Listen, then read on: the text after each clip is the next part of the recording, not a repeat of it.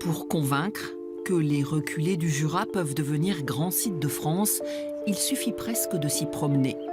D'ailleurs, la reculée de Baume-les-Messieurs et le vignoble de Château-Chalon sont déjà sites classés et protégés. Mais avec l'extension à un territoire de 12 communes, ce serait la reconnaissance officielle d'un long travail de conservation. L'idée, c'est vraiment d'arriver à une forme d'excellence, tout d'abord dans la préservation de notre patrimoine, paysager notamment, mais aussi réussir à garder un certain cadre de vie pour les habitants et améliorer aussi l'expérience des lieux pour les visiteurs. Avec 300 000 visiteurs par an et 4 500 habitants, on comprend l'importance de la gestion des flux touristiques tout en préservant l'environnement. Baume-les-Messieurs en sait quelque chose, plus beau village de France, grand itinéraire culturel européen, cité comtoise de caractère, la commune hésitante au départ à afficher un label de plus s'est rendue à l'évidence. Notre village vit essentiellement de l'économie touristique. Il n'y a pas que le nôtre d'ailleurs, celui de mon collègue de Château-Chalon, c'est la même chose. Et l'ensemble de la vallée qui est parcourue pour venir jusqu'ici, c'est la même chose.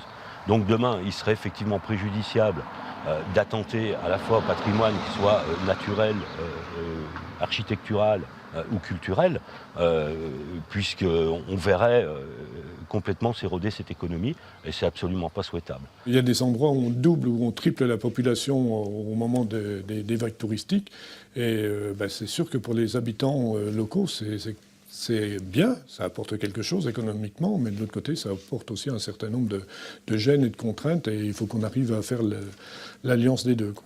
Et l'alliance des deux, les viticulteurs de Château-Chalon savent ce qu'il en est. Depuis 2006, leurs vignes sont classées, ce qui impose qu'il n'y ait pas de publicité qui pollue le paysage, qu'on préserve les murets ou les cabanes de vignes. Pas évident à faire accepter au départ. On reste humain et le changement fait peur, quoi qu'on en dise.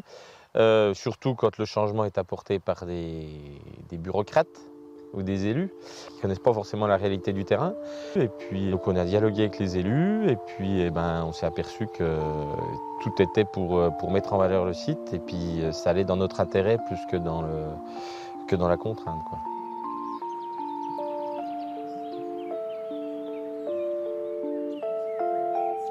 Reste aujourd'hui à finaliser le dossier pour obtenir l'attribution officielle par le ministère de la Transition écologique du label Grand Site de France pour une durée de 6 ans.